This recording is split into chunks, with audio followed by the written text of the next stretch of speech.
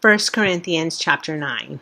Am I not free? Am I not an apostle? Have I not seen Jesus our Lord? Are you not the result of my work in the Lord? Even though I may not be an apostle to others, surely I am to you, for you are the seal of my apostleship in the Lord.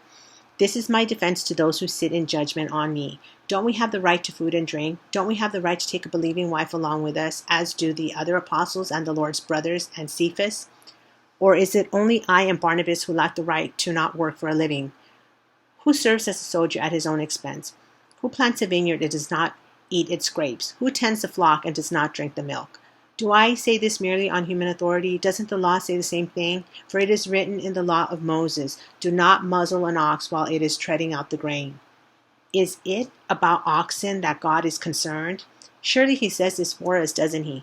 Yes, this was written for us because whoever plows and threshes should be able to do so in the hope of sharing in the harvest. If we have sown spiritual seed among you, is it too much if we reap a mature harvest from you? If others have the right of support from you, shouldn't we have it all the more? But we do not use this right. On the contrary, we put up with anything rather than hinder the gospel of Christ. Don't you know that those who serve in the temple get their food from the temple, and those who serve at the altar share in what is offered on the altar? In the same way, the Lord has commanded that those who preach the gospel should receive their living from the gospel.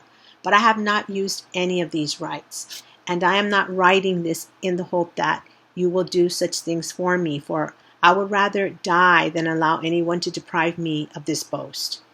For when I preach the gospel, I cannot boast, since I am compelled to preach.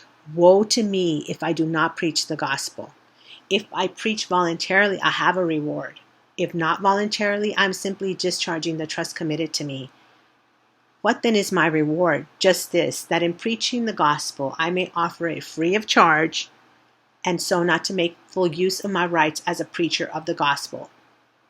Though I am free and belong to no one, I have made myself a slave to everyone to win as many as possible.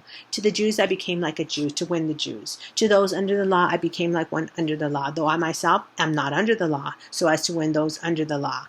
To those not having the law I became like one not having the law, though I am not free from God's law, but am under Christ's law, so as to win those not having the law. To the weak I became weak to win the weak. I have become all things to all people, so that by all possible means I might save some. I do all this for the sake of the gospel, that I may share in its blessings. Do you not know that in a race all the runners run, but only one gets the prize? Run in such a way as to get the prize. Everyone who competes in the games goes into strict training. They do it to get a crown that will not last, but we do it to get a crown that will last forever. Therefore, I do not run like someone running aimlessly. I do not fight like a boxer beating the air. No, I strike a blow to my body and make it my slave, so that after I have preached to others, I myself will not be disqualified for the prize.